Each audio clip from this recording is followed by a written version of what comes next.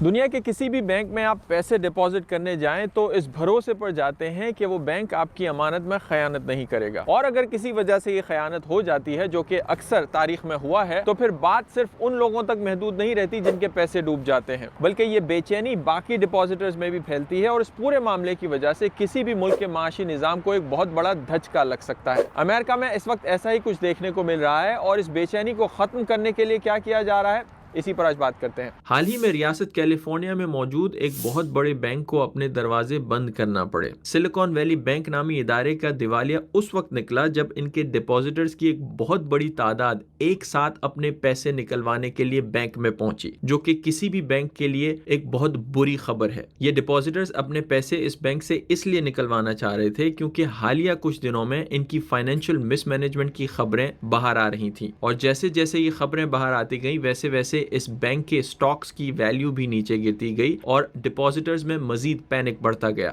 हुकूमती आदाद और शुमार के मुताबिक इस बैंक में लोगों ने तकरीबन 175 बिलियन डॉलर के डिपॉजिट कराए हुए थे, और जब एक साथ अपने पैसे वापस निकलवाने लोग आए, जिसे यहाँ पर बैंक रन कहा जाता है, तो इस बैंक के पास वो पैसे मौजूद नहीं थे। ऐसी सूरत में अमेरिका में ऐसे इदारों के असासों को बेचकर डिपॉजिटर्स को अपने पैसे दिए जाते हैं। अमेरिका में कानूनी तौर पर हर शहरी के जो बैंक में पैसे जमा होते हैं वो $2.5 लाख तक इंश्योर्ड होते हैं। मीनिंग ये कि किसी भी सूरत में अगर वो बैंक कोलैप्स होता है तो हुकूमत $2.5 लाख तक के पैसे को इंश्योर करके रखती है, और वो पैसे उन्हें हुकूमत वापस देती है, जिसे यहाँ पर FDIC इंश्योरेंस कहा जाता है। इस केस में भी लोगों को इसी तरह इनके पैसे वापस दिए जाएंगे, लेकिन बहुत सारे ऐसे डिपॉजिटर्स भी हैं जिनके पैसे 2.5 लाख से ज्यादा बैंक में मौजूद थे, और अब कुछ अखबारी रिपोर्ट्स के मुताबिक उन्हें भी कॉम्पनसेट किया जाएगा। SVB बैंक के कोलैप्स होने के फौरन बाद न्यूयॉर्क में सिग्नेचर बैंक नामी एक और बैंक कोलैप्स हुआ। इस बेचैनी की वजह से जब इस बैंक के भी डिपॉजिटर्स अपने पैसे निकलवाने एक साथ पहुंचे तो उनके पास इतने पैसे नहीं थे कि वो अपने डिपॉजिटर्स को वापस कर सकें,